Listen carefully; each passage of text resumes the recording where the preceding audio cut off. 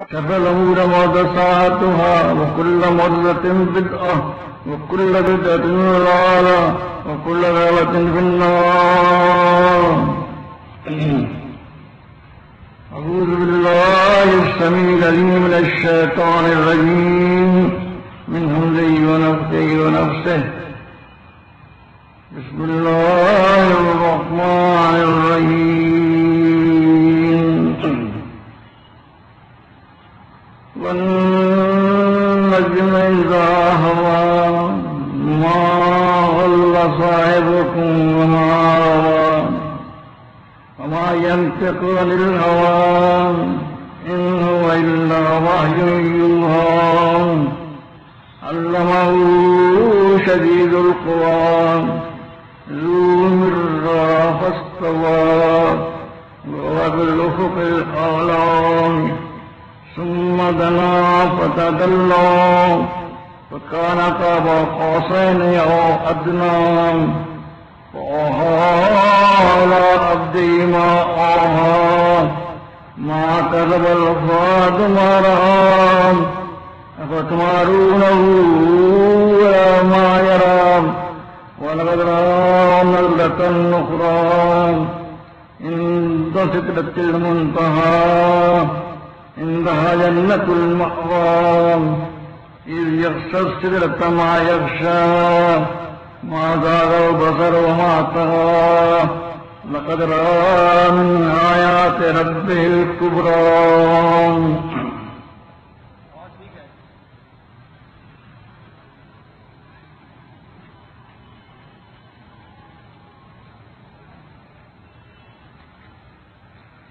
جماعت المسلمین کا محبوب عنوان عظمت رسول صلی اللہ علیہ وسلم کا بیان چل رہا ہے، اور میری یہ خوش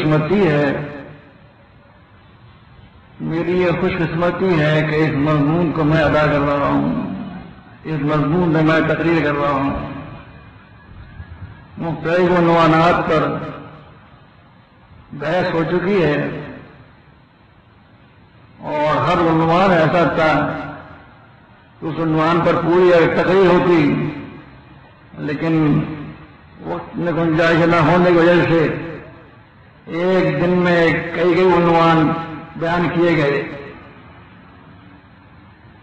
آج جو عنوان زیر تفسیر ہے اور زیر بیان ہے وہ معراج ہے، اور معراج کے علاوہ دوسرے مضامین بھی آئیں گے جن کو میں مختصر طور پر بیان کروں گا. معراج کا بیان، معراج اللہ کے رسول صلی اللہ علیہ وسلم کا بہت بڑا معجزہ ہے. اس معجزے کے متعلق علماء کی 3 رائے ہو جاتی ہیں. بعض تو کہتے ہیں کہ خواب تھا،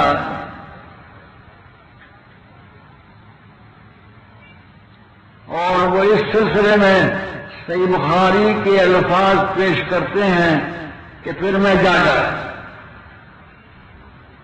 یعنی اس کا مطلب یہ ہے کہ آپ نے جو کچھ دیکھا تھا، سوچتے میں دیکھا تھا، یعنی آپ خواب دیکھ رہے تھے. غلط پیش کرتے ہیں اس حدیث کو. وہ حالانکہ اس میں یہ ہے کہ خواب جو دیکھا تھا آپ نے وہ نبوت سے پہلے دیکھا تھا، قبل ان یوحی الیہ. اس میں صحیح بخاری کے الفاظ موجود ہیں. اس وقت تک آپ پر وحی نازل نہیں ہوتی، نبوت سے پہلے آپ نے خواب دیکھا. وہ خواب کی معراج تھی، اور اس خواب کی معراج میں آپ فرماتے ہیں پھر میں جاگا. لہذا خواب تو تھا ہی نہیں. اور ایک بات اور میں کہہ دوں آپ سے کہ خواب کیسے ہو سکتا ہے. آپ نے کفار مکہ کا سامنا بیان کیا اس خواب کو، اس واقعے کو. صحیح بخاری اور صحیح مسلم کے الفاظ ہیں. تو وہ کہنے لگے کہ اگر آپ نے آپ گئے تھے وہاں پر تو آپ مسجد اقصی کے حالات بیان کیجیے. آپ سوچئے اگر خواب ہوتا تو آپ کہہ سکتے تھے کہ خواب کا میں نے دیکھا، ہر چیز خواب کی آدمی نے تھی، اور نہ میں مسجد اقصی کے ستون گننے کے لیے آتا ہے. خواب کی بات ایسی ہوا کرتی ہے، یاد رہی نہیں رہی، لیکن جب بیداری میں دیکھا ہو تو پھر بہت سی باتیں یاد رہتی ہیں. اور وہ اعتراض کر ہی نہ سکتے تھے جب کوئی بیداری کو کم کرے. اگر خواب تھا تو اعتراض کی گنجائش بات نہیں رہتی. تو اللہ کے رسول صلی اللہ علیہ وسلم کچھ پریشان تو ہوئے تو اس لیے رات کو گئے تھے، کیا دیکھا کیا نہیں دیکھا، ستون گننے گئے تھے، کیا کرنے گئے تھے. مولانا آپ نے پوچھا اچھا پوچھو. اللہ تعالیٰ نے مسجد اقصی کے ساتھ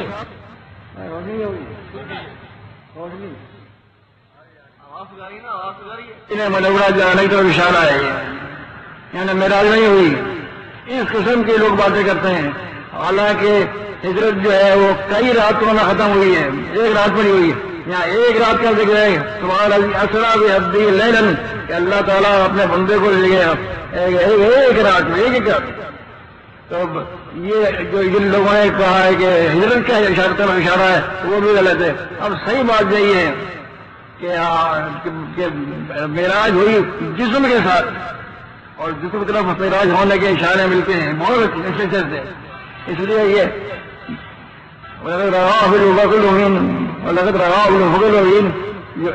اللہ رسول صلی اللہ علیہ وسلم نے جبریل علیہ السلام کو افق مبین میں دیکھا، آسمان کے کنارے پر دیکھا. وہ اس طرح صحیح بخاری میں ہے کہ اللہ رسول صلی اللہ علیہ وسلم چلے جا رہے تھے کہ آپ نے دیکھا کہ کرسی پر بیٹھے ہیں جبریل علیہ السلام. وہ دیکھنا تھا افق مبین پر، آسمان کے کنارے میں بیٹھے وہ معلق. اور اسی وقت یہ آیت نازل ہوئی یا ایھا المدثر قم فانذر ربک فکبر وثیابک فطہر. یہ آیتیں نازل ہوئی کہ اے کمبل اوڑھنے والے، آپ نے کمبل اوڑھ لیا تھا اس وقت، اے کمبل اوڑھنے والے اب اٹھ جائیے آپ اور لوگوں کو ڈرائیے. یعنی تبلیغ کا حکم ہو گیا. اس سے پہلے تبلیغ کا حکم عام طور پر نہیں تھا، اب عام طور پر تبلیغ کا حکم ہو گیا. یعنی مطلب یہ ہے کہ جبریل علیہ السلام کو اپنی صورت اصلی صورت میں آپ نے دیکھا تھا، اور اس لیے آپ ڈر بھی گئے تھے اور آپ نے کمبل اوڑھ لیا تھا. اور اللہ تعالیٰ آگے فرماتا ہے وَلَقَدْ رَآهُ نَزْلَةً أُخْرَىٰ، جبریل علیہ السلام کو انہوں نے ایک مرتبہ اور بھی دیکھا ہے. عند سدرۃ المنتہیٰ، سدرۃ المنتہیٰ کے قریب، یعنی سدرۃ المنتہیٰ کے قریب علیہ السلام کو اپنی اصلی حالت میں دیکھا، اپنی اصلی صورت میں دیکھا. تو 2 مرتبہ دیکھا اپنی صورت میں. یہ 2 مرتبہ یا دیکھنا یہ آنکھ کا دیکھنا تھا، دل کا دیکھنا تھا، یہ جسم کے ساتھ آنکھ کا دیکھنا تھا. ورنہ ایسے ہزاروں بار جبریل علیہ السلام آئے، ہزاروں بار آئے اور ہزاروں بار دیکھا آپ نے. یہ آنکھ کے ساتھ دیکھنا، یہ اصلی حالت میں دیکھنا، یہ صرف 2 مرتبہ ہوا ہے. اور معراج میں کیا ہوا؟ وَلَا مَا فِي السَّمَاوَاتِ وَمَا فِي الْأَرْضِ، آپ کو زمین و آسمان میں جتنی چیزیں سب دکھائی گئی. یہ صحیح میں بال کے الفاظ ہیں سند نفس سے کہ آپ کو زمین و آسمان کی تمام چیزیں دکھائی گئی. وَمَا زَاغَ الْبَصَرُ وَمَا طَغَىٰ، جب صرف ماں جشا دیری پر چھا رہا تھا، جو چھا رہا تھا آپ اسے دیکھتے رہے. ماں زاغ البصر وما طغیٰ، آپ کی آنکھ نہ آگے بڑھی نہ بیٹھی، آنکھ بیٹھی نہیں، نہ آنکھ نہیں ترچھی ہوئی نہ ٹیڑھی ہوئی، بالکل صحیح کہ سمت میں آپ دیکھتے رہے مسلسل. یہ آنکھ کا دیکھنا ہے یا خواب کا دیکھنا ہے؟ آپ کا ذکر ہو رہا ہے، کہیں ذکر نہیں خواب کا. بلا جو خواب بنایا جاتا ہے ماں کذب الفؤاد ما رأى وتعرض ولا ما يرى. خواب دیکھتے ہیں آدمی، دیکھتا ہے آدمی، دل یقین نہیں کرتا ہم دیکھ رہے ہیں. وہ سمجھ دل کتلاتا ہے، دل کہتا ہے میں نے خواب دیکھا ہے، حقیقت کچھ نہیں ہے. لیکن یہاں دل کہہ رہا ہے کہ نہیں صحیح ہے. ماں کذب الفؤاد ما رأى، جو کچھ آپ نے دیکھا وہ صحیح دیکھا، آپ دل نے جھٹلایا نہیں اسے. تم کہتے ہیں جھٹلا رہے ہو، جب دل نے جھٹلا رہا تو تم لوگ کیسے چل رہے؟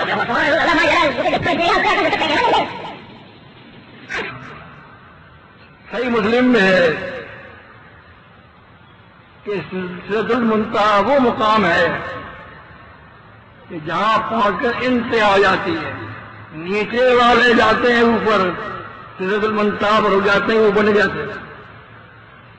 اوپر والے آتے ہیں نیچے تو سدرۃ المنتہا ہو جاتے ہیں، نیچے نہیں آتے.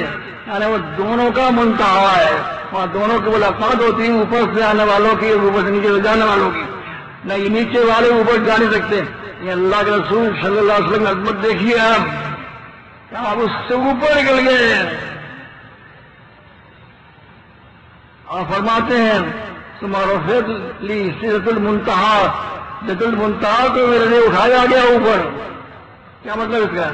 سدرۃ المنتہا نیچے رہ گیا، سدرۃ المنتہا کو اوپر اٹھایا گیا. اگر آپ وہاں جا کے رک جاتے تو سدرۃ المنتہا رک جاتے تو بھی نہیں تھا، آگے بڑھتے ہی نہیں. لیکن آپ اس سے آگے بڑھ گئے. تمہارا لی سدرۃ المنتہا، میرے لیے سدرۃ المنتہا اٹھایا گیا.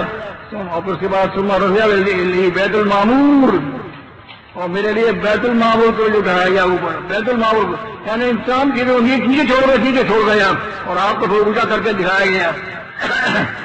اب اس سے آگے کیا ہوا؟ یہ ہے عظمت کی بات کہ جہاں رک جاتے تھے پھر وہاں سے آگے بڑھ گیا. اور پھر کیا ہوا؟ تمہارا جبھی اتار تو مستون اسمو فی شریف الاقلام، تراب اور اونچے اٹھائے گئے، اور اتنا اونچے اٹھائے گئے آپ اس مقام پر پہنچ گئے جہاں کلموں کے لکھنے کی آواز آ رہی تھی.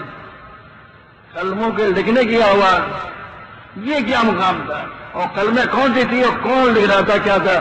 یہ سب معمہ ہے. جن لوگوں نے جواب دیا ہے وہ اپنے خیال سے جواب دیا ہے. کچھ صحیح بات نہیں ہے اس سلسلے میں کہ وہ کلمے کی خدمتی تھی اور وہ کیا لکھا جا رہا تھا، اللہ تعالیٰ کہاں تھا. یہ اللہ تعالیٰ تک پہنچے اور اوپر تک چلے گئے. اس مقام پہ نہیں رکے گا، سب رک جایا کرتے ہیں. یہ آپ کی فضیلت تھی، یہ آپ کی عظمت تھی کہ آپ کو اس مقام پر لے جایا گیا جہاں اس مقام پر کوئی جا نہیں سکتا. فضیلت کی بات بھی کرتا ہوں. فضیلت کیا تھی؟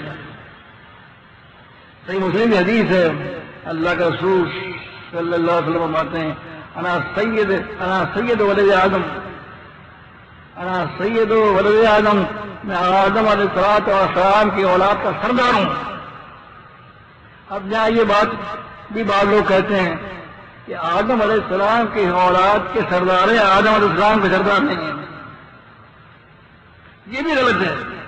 اس لیے کہ صحیح بخاری اور صحیح مسلم کی دوسری حدیث میں صاف ہے انا سید الناس یوم القیامہ، قیامت کے روز سب لوگوں کا سردار ہوں گا.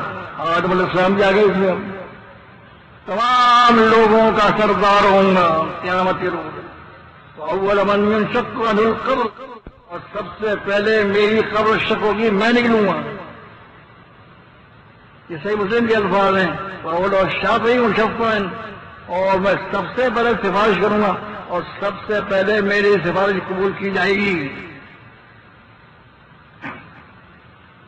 اللہ کے رسول صلی اللہ علیہ وسلم تمام لوگوں کے سردار ہوں گے قیامت کے روز. اذا کان یوم القیامت، ترمذی کی صحیح حدیث، اذا کان یوم القیامت کنت امام النبیین وصاحب شفاعتہم وخطیبہم، میں جب قیامت کا دن ہوگا تو تمام نبیوں کا امام ہوں گا، سب نبیوں کے امام، خطیب ہوں اور ان کا خطیب ہوں گا. یعنی ان کی طرف سے خطاب کروں گا، اللہ تعالیٰ سے التجا کروں گا. سب لوگ خاموش رہیں گے، کوئی ہمت نہیں کرے گا اللہ تعالیٰ کے سامنے جانے کی. اللہ کے رسول صلی اللہ علیہ وسلم ہمت کریں گے اور اللہ کے سامنے جا کر سجدے وغیرہ پڑیں گے. کوئی شفاعت وغیرہ ہوگی اس کے بعد. تو اللہ کے رسول صلی اللہ علیہ وسلم خطیب ہے تمام انبیاء علیہ السلام کے، وہ صاحب شفاعت اور شفاعت، اور ان سب کی طرف سے شفاعت کریں گے، سب کی شفاعت ان کی. یعنی مطلب یہ کہ یہ تمام انبیاء علیہ السلام خاموش ہوں گے اور اللہ کے رسول صلی اللہ علیہ وسلم ان سب کی طرف سے شفاعت کریں گے. حاکم کی حدیث ہے ما من احد، کوئی شخص ایسا نہیں ہے الا وتحت لوائی یوم القیامت، کہ وہ میرے جھنڈے کے نیچے نہ ہو قیامت کے روز. قیامت کے روز سب آپ کے جھنڈے کے نیچے ہوں گے. اور لواء الحمد یوم ہے، اور بھائی لواء الحمد ہم کا جھنڈا میرے ہاتھ میں ہوگا، ہم کا جھنڈا کسی کے ہاتھ میں نہیں ہوگا سوائے اللہ کے رسول صلی اللہ علیہ وسلم کے، اور جو منتظر فرض سب کے سب جو مشکل کشائی کے انتظار میں کھڑے ہوں گے. کون مشکل ہماری دور کرے، کون مشکل کھولے ہوئی ہے. قیامت کے بعد سب دن ہوگا، تو سب دن کسی کی ہمت نہیں ہوگی اللہ تعالیٰ کے سامنے جانے کی. اور جب یہی کہیں گے صحیح بخاری کے الفاظ میں کہ آج اللہ تعالیٰ اتنا غضبناک ہے، اتنا غضبناک کبھی نہیں ہوگا، ہم نہیں جا سکتے. تو اللہ کے رسول صلی اللہ علیہ وسلم کہے جائیں گے، اور آپ کہتے ہیں کہ ضرور فرض ہے، وہ لوگ انتظار کرتے رہیں گے فرض کا، یعنی مشکل کشائی کا، اور میں سب کے سامنے جا کر سب سے آگے جا کر شفاعت کروں گا، سب سے پہلے میری سفارش قبول کی جائے گی. آج صحیح بخاری حدیث ہے.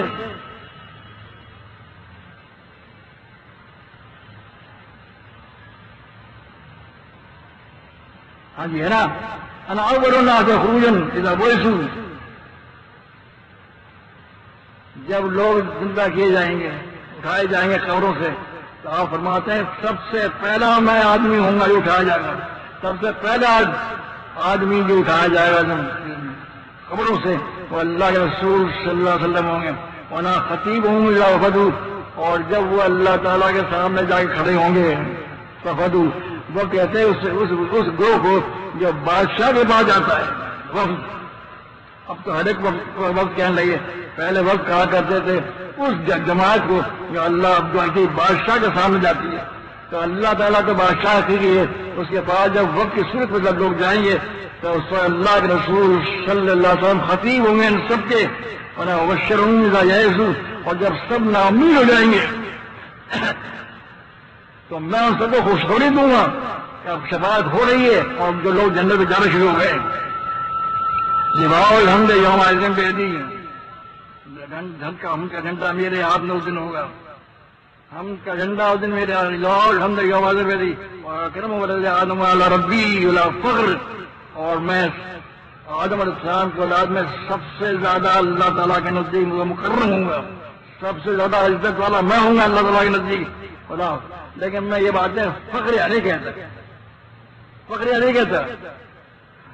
نعمت اللہ تعالیٰ نے مجھے دی اس کو بیان کرتا ہوں. ہم بھی نعمت ربے کا محدث رسول، جو نعمت آپ کو دی گئی اس کو بیان کر دیا کیجیے. تو اللہ تعالیٰ نے نعمت آپ کو دی، اور ایک عزت آپ کو دی، عظمت آپ کو دی، وہ عظمت آپ بیان کر رہے ہیں، لیکن فخر کے طور پر بیان نہیں کرتے. ہماری دعوت میں ایک عنوان ہے وجہ افتخار. وجہ افتخار فخر کی وجہ کیا ہے، فخر کا سبب کیا ہونا چاہیے. ہم نے اسے لکھا ایمان باللہ العظیم، ایمان جو ہے یہ فخر کی چیز ہے. اگر یہ کسی شخص کو مل گیا ہے ایمان تو اس کو بہت بڑی چیز مل گئی، اور جس کو ایمان نہیں ملا اور کسی کام کا نہیں ہے تو یہ فخر کی چیز یہ ہے. تو اس پر اعتراض کرتے ہیں کہ اللہ کے رسول صلی اللہ علیہ وسلم تو فرماتے ہیں اللہ فخر، مجھے فخر نہیں، اور یہ فخر کر رہے ہیں. کیا جواب ہے اس کا؟ یعنی سنت کی خلاف ورزی کر رہے ہیں. جواب اس کا یہ ہے کہ اللہ کے رسول صلی اللہ علیہ وسلم نے وہ چیزیں بتائیں جن پر فخر کیا جا سکتا ہے، اور فخر نہیں کیا. ہم نے بھی وہ چیز بتائی جس پر فخر کیا جا سکتا ہے، فخر نہیں کیا. سمجھ لیں آپ اس کو، ہم نے فخر نہیں کیا، ہم فخر نہیں کر رہے. یہ وہ چیز بتا رہے ہیں اس پر فخر کیا جا سکتا ہے، جس طرح اللہ کے رسول صلی اللہ علیہ وسلم نے وہ چیزیں بتائی جن پر فخر کیا جا سکتا ہے، اگرچہ آپ نے فخر کیا نہیں. اور صحیح بخاری کی حدیث ہے، حضرت زینب رضی اللہ تعالی عنہ، ان کا نکاح اللہ تعالیٰ نے آسمان پر قرآن مجید میں الفاظ سب نہ کہا، ہم نے تم آپ کا نکاح ان سے کر دیا. کس کا نکاح؟ حضرت زینب کا، حضرت زینب بنت جحش، ان کا نکاح کیا؟ آپ کا نکاح آسمان پر ہو گیا. وہ فخر کیا کرتی تھی، وہ فخر کیا کرتی تمام بیویوں پر، تمہارا نکاح تمہارے بابوں نے پڑھایا اور میرا نکاح اللہ نے پڑھایا آسمان پر. وہ فخر کیا کرتی تھی، تو فخر کرتی تھی. فخر کرنا ناجائز ہے، ناجائز نہیں ہے. عبداللہ کے رسول صلی اللہ علیہ وسلم نے فخر نہیں کیا. آپ کی عظمت اتنی اونچی تھی، آپ کے مرتبہ اتنا ہو جاتا کہ آپ کو فخر کرنے کی ضرورت نہیں تھی. آپ کو جو درجات ملے ہیں وہ اتنے جتنے زبردست اور اتنے بڑا بلند والا ہیں کہ آپ کا آغاز فخر نہیں کر سکتے. آپ جب کسی چیز کو ایسی چیز مل جائے جو کسی کو نہ ملی ہو تب تو آدمی فخر کرے. لیکن جب اللہ کے رسول صلی اللہ علیہ وسلم کو اتنی چیزیں مل گئی ہے بے انتہا مداری فضیلت میں مل گئی تو آپ کو فخر کرنے کی کیا ضرورت تھی؟ آپ نے فخر نہیں کیا. اس کا مطلب یہ ہے کہ فخر کرنا ناجائز نہیں ہے. ورنہ حضرت زینب رضی اللہ تعالیٰ کیسے فخر کرتے ہیں. ہاں یہ کہ فخر کرنے کی ہم نے وجہ بتائی کہ فخر کرنا کس چیز سے ہونا چاہیے. وطن نہیں، لوگ وطن کو فخر کرتے ہیں، کوئی زبان فخر کرتا ہے. یہ چیزیں فخر کی نہیں ہے. فخر چیزیں ایمان والے کے لیے ایمان. یہ فخر چیز ہم نے بتائی ہے، فخر کیا نہیں ہے. ہم نے وہی کام کیا جو اللہ کے رسول صلی اللہ علیہ وسلم نے کیا تھا. ہم نے سنت کی پوری پیروی کی ہے. ہاں جی، ترمذی کی صحیح حدیث ہے. اللہ کے رسول صلی اللہ علیہ وسلم فرماتے ہیں اقوم عن یمین العرش لیس احد من الخلائق یوم ذلک یقوم ذلک المقام غیری. میں عرش کے دائیں طرف کھڑا ہوں گا. اللہ کے رسول صلی اللہ علیہ وسلم کھڑا نہیں ہوگا. یہی امتیازی دین کہ کوئی ایک شخص بھی اس مقام پر نہیں پہنچے گا اللہ کے رسول پہنچ جائیں گے. یہ ہے ان الاسلام یادنا قبلہ. اسلام سارے گناہوں کو ملا دیتا ہے. جب اسلام لے آئے آدمی کافر تھا، کافر ہونے کے بعد اسلام لے آئے سارے گناہ ختم، پھر انہوں نے بیعت کر لی. اس کے بعد رسول اللہ صلی اللہ علیہ وسلم کا ساتھ دیا اور اتنا ادب تھا اللہ کے بارے میں کہ کبھی نظر بھر کر نہیں دیکھا رسول اللہ صلی اللہ علیہ وسلم کے چہرے ادب سے. تو کہتے ہیں کہ میری تمنا رہ گئی، میں چہرے حضور کو دیکھ نہیں سکا. جلال کی وجہ سے روب تھا آپ کا. اگر کوئی مجھ سے پوچھے کہ رسول اللہ علیہ وسلم کا حلیہ بیان کرو تو میں بیان نہیں کر سکتا. یہ اللہ کتنا تھا دیکھتے تھے کہ صحیح بخاری حدیث ہے وہاں یدون علیہ نظر یہ عظیم لہو. صحیح بخاری الفاظ میں خواہد ایک مرتبہ صحیح بخاری ہے کہ صحابہ کرام نظر فرقہ نہیں دیکھتے تھے. تعظیم لہو آپ کی تعظیم اور اکثر دیکھتے رسول اللہ علیہ وسلم کو کیسا کہہ رہا ہے. نیچے علاج کر کے بیٹھے دیتے اللہ تعالیٰ پرند بیٹھے ہوئے ابو داؤد کے الفاظ میں پرند بیٹھے ضرور خطری. حضرت عمرو بن العاص رضی اللہ تعالیٰ فرماتے ہیں کہ آپ کب فرما رہے ہیں موت کے وقت جا کر نہیں عالم ہے کیا اس وقت میں مر جاتا ہے تو جو امید تھی جنت بنتا ہے.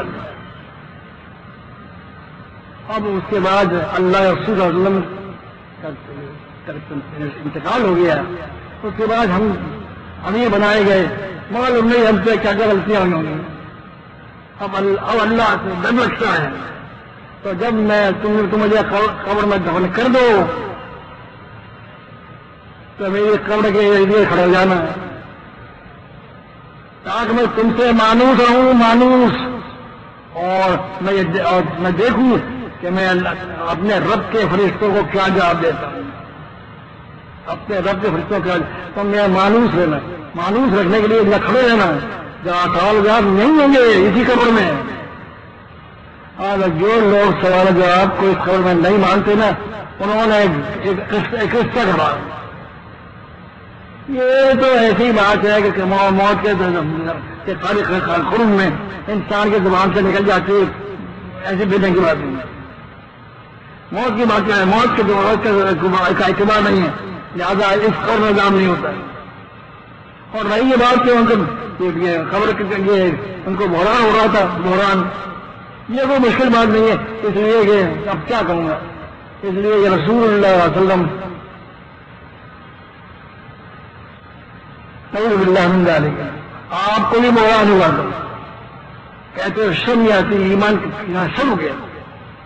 جس زبان سے کبھی حق بات اللہ تو بات نہیں کر سکتی تو بحران کہتا ہے. وہاں جنگ کے کالج ہوا تو اپنا خواہش سے بات نہیں کرتے اللہ بھائی ہوا تو بھائی کی وہی دعا بات ہے. کیسے کہ زبان پہ کیسے الفاظ نکلتے ہیں وہ شاید کرنا پڑتا ہے. اور کلمہ پڑھنے کے بعد کیا چاہیے کہ بحران ہو جاتا ہے، وہ تو شرم آنی چاہیے. یہ ہمارے اس درس کو عظمت رسول صلی اللہ علیہ وسلم ہو رہا ہے. بہت سے فرقے پسند نہیں کرتے، حتیٰ کہ شرکی نے کہا کہ اللہ کے گڈ بیان کیا کرو، یہ عظمت رسول کیا ہے. ایک شرکی نے یہ لوگ کہے کہ اللہ کی عظمت بیان کرو، عظمت رسول کیا دیکھیں ناغور مل رہے ہیں ان کو پسند نہیں ہے. کہ ایسے بھی فرقے ہیں جن کو عظمت رسول پسند نہیں ہے.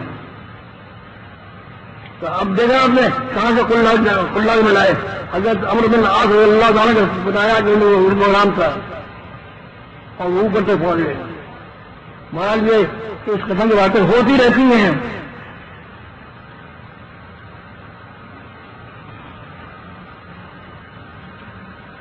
علم عفو اور درگزر، عفو و درگزر کی بات کر رہا ہوں. رسول اللہ علیہ وسلم کتنا معاف کرتے تھے، کتنا معاف کرتے تھے، کتنا معاف کرتے تھے. حضرت انس کہتے ہیں ان کو امشی مع رسول اللہ صلی اللہ علیہ وسلم، میں چلا جا رہا تھا اللہ رسول صلی اللہ علیہ وسلم کے ساتھ. سامنے سے ایک اعرابی آتا ہے، ایک دیہاتی. رسول اللہ علیہ وسلم کے گلے میں ایک چادر تھی، موٹا اس کا حاشیہ تھا. اس نے پکڑ کر کھینچا اور بہت زور سے کھینچا، اتنے زور سے کھینچا کہ صحیح مسلم کے الفاظ ہیں چادر کا کونا کا کوڑ تھی وہ پھٹ گئی اور رسول اللہ صلی اللہ علیہ وسلم کے یہ گردن میں نشان پڑ گیا. رسول اللہ علیہ وسلم اس کی طرف اس کے ہتھیلی پر گر پڑے. اتنا جلد شدید یعنی بہت سختی سے کھیلا. آپ بتائیے کیا حال ہے، اب کیا ہونا چاہیے. اتنا کرنے کے بعد وہ کہتا ہے مرلی من مال اللہ الذی عندک، آپ کے پاس جو اللہ کا مال ہے اس میں سے مجھے کچھ دلوائیے.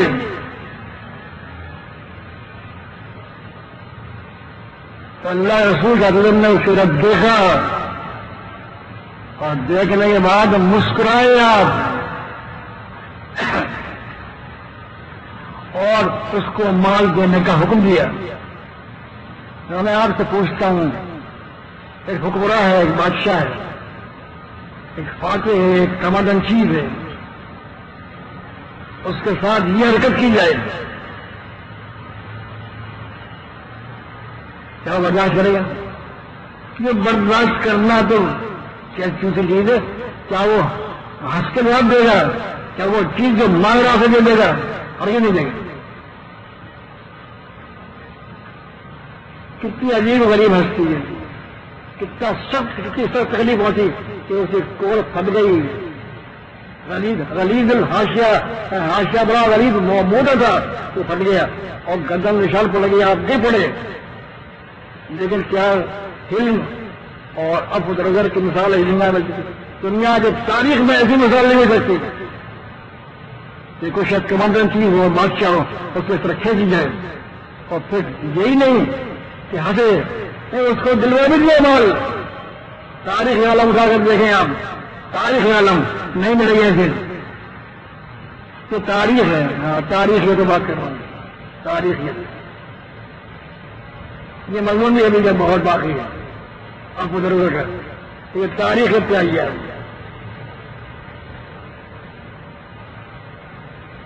جس ہستی کو آپ سمجھتے ہیں کہ کامل انسان ہے، جس ہستی کو آپ سمجھتے ہیں کہ ہم اس کی اتباع کریں گے،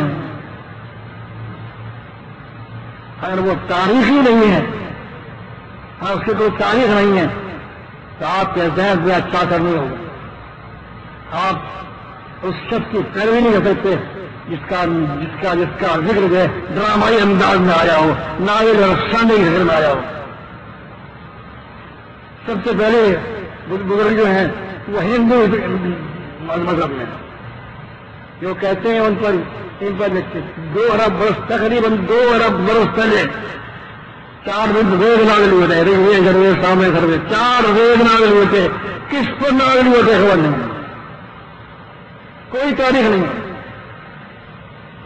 تو 4 وید جو ان کے مذہبی کتابیں ہیں 2 ارب برس پہلے ان کا سن چلتا ہے، ان کا سن ہے 1 ارب 99 کروڑ وغیرہ وغیرہ کچھ اور ہے.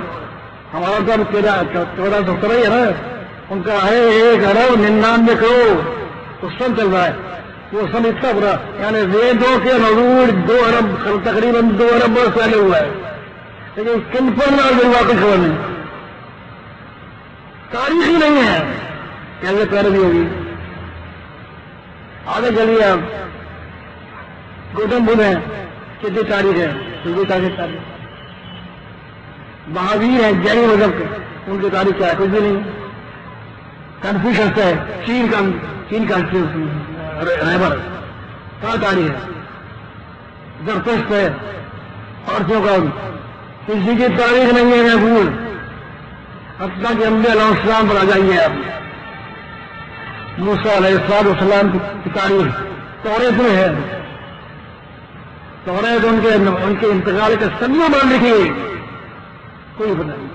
اور پھر توریت کا یہ حال ہے، اس میں ایسے لوگ قصے ہیں، بہرائی قصے ہیں.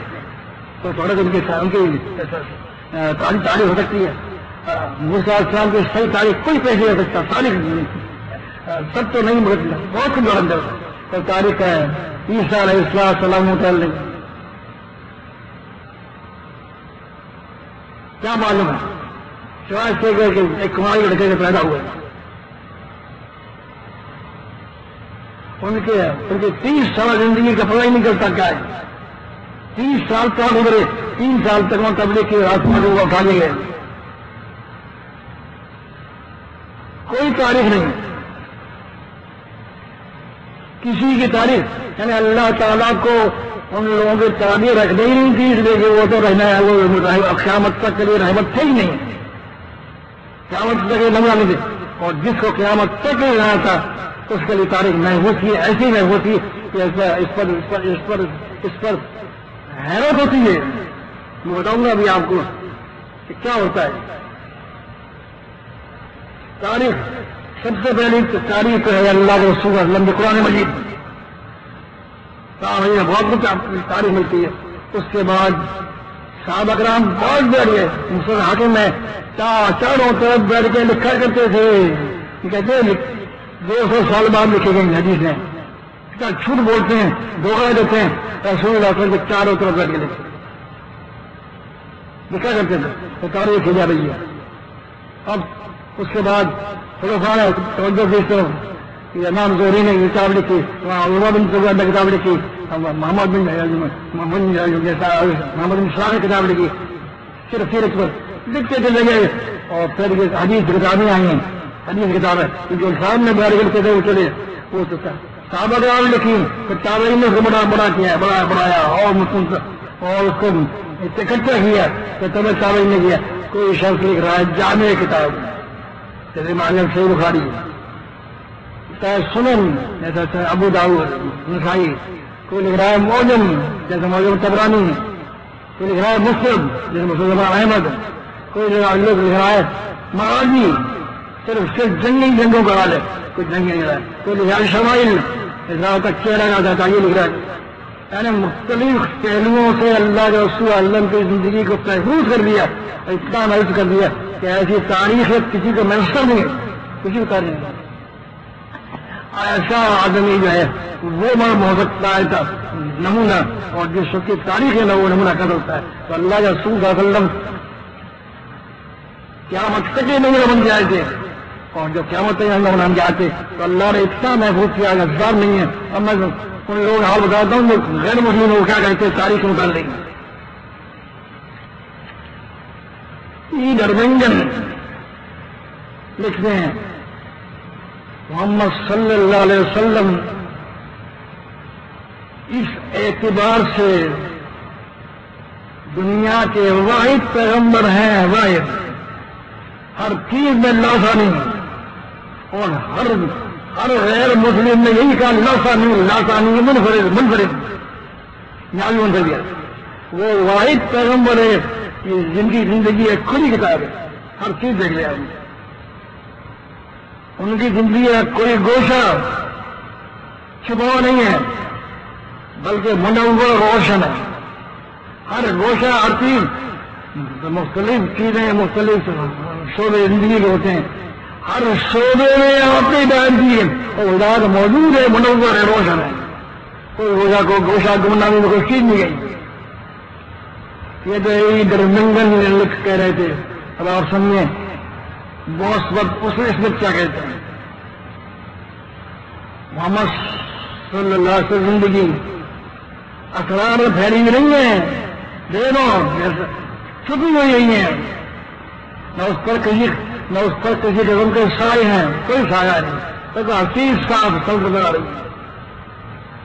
ہم محمد صلی اللہ علیہ وسلم کے بارے میں لوتھر اور ملٹن سے کہیں زیادہ جانتے ہیں.